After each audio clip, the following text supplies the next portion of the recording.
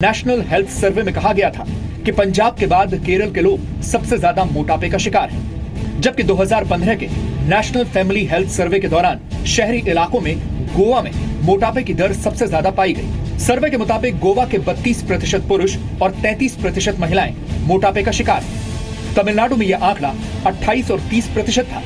इसी तरह हरियाणा में 20% पुरुषों और 21% महिलाओं का वजन खतरे के निशान से ऊपर पाया गया।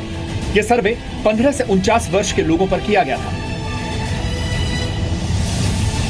हैरानी की बात यह है कि मोटापे की यह समस्या सिर्फ शहरों तक सीमित नहीं है, बल्कि मेहनती और सेहतमंद माने जाने वाले गांव के लोग भी अब मोटापे के आगे सरेंडर कर रहे हैं। एनएफएचएस के सर्वे के मुताबिक 2015 में आंध्र प्रदेश के ग्रामीण इलाकों में रहने वाले 27% पुरुष और 27% महिलाएं जरूरत से ज्यादा मोटी थी, जबकि गोवा के ग्रामीण इलाकों में रहने वाले 28% पुरुष और महिलाएं मोटापे की समस्या से जूझ रहे हैं। वो ट्रांस फैट्स की हो, चाहे शुगर की हो या साल्ट की हो, बट प्रॉब्लम ये है कि प्रोसेस फूड के अलावा जो हमारे ट्रेडिशनल इंडियन फूड्स हैं, चाहे वो मिठाइयाँ हो या नमकीन हो, उसमें भी साल्ट या शुगर की मात्रा इतनी ज़्यादा होती है। उसको किस तरह से कवर किया जाए, ये एक ज़रूर है। मेरे हिसाब से अगर पब्लिक को ये पता पड़ जाए कि हमें इतना नमक लेना चाहिए, हम इतना ले रहे हैं और इससे ब्लड प्रेशर, स्ट्रोक हो सकता है, हार्ट डिजीज़ हो सकती है, शुगर ज़्यादा लेने से डायबिटीज़ हो सकती है, कई चीज़ें, हार्ट डिजीज़ हो सकती है। ये पब्लिक अवेयरनेस और साथ में गवर्नमेंट इनिशिएटिव, ये दोनों चीज़ पहलू जब साथ होंगे तभी हम इस पे। लेकिन भारतीयों को मोटा बनाने के पीछे कोई विदेशी ताकत नहीं है, बल्कि ये देश के लोगों के खान पान और रहन सहन के बदलते तरीकों का नतीजा है। साथ ही भारत में सेहत बिगड़ना सस्ता सौदा है और सेहत बनाना महंगा शौक। 2000 कैलोरीज पर आधारित डाइट प्लान के तहत एक व्यक्ति को दिन भर में सिर्फ 20 ग्राम फैट की जरूरत होती है, लेकिन भारतीय इससे कहीं ज्यादा फैट अपने शरीर में पहुंचा रहे हैं। उदाहरण के लिए एक बार में आपके शरीर में 10 ग्राम फैट पहुंचाने वाला छोटा पिज्जा 39 रुपए में आ जाता है, जबकि सेहत के लिए फायदेमंद 1 किलो सेब खरीदने के लिए आपको 150 से 200 रुपए तक चुकाने पड़ते हैं।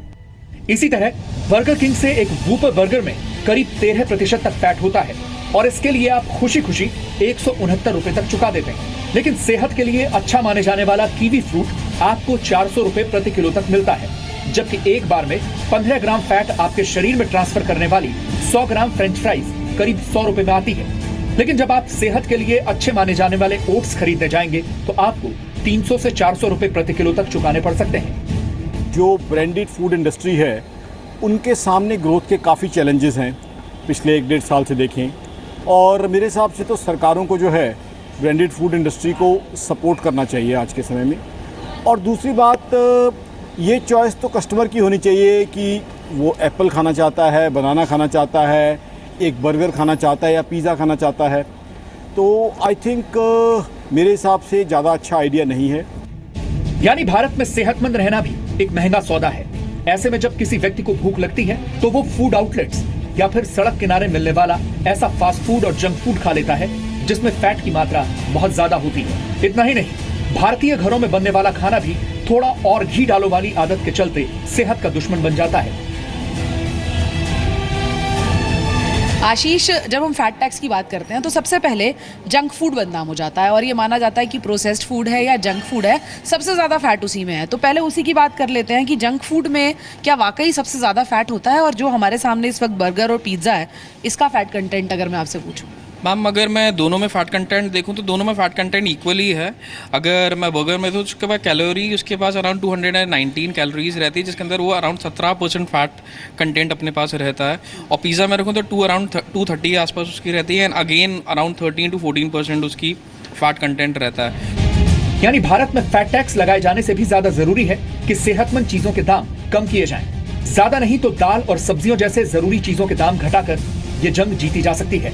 लेकिन अगर ऐसा नहीं हुआ तो हो सकता है कि नशे से छुटकारा पाने के लिए चलाए जाने वाले नशा मुक्त केंद्रों की तर्ज पर फास्ट फूड और जंक फूड मुक्त केंद्र भी चलाए जाने लगे।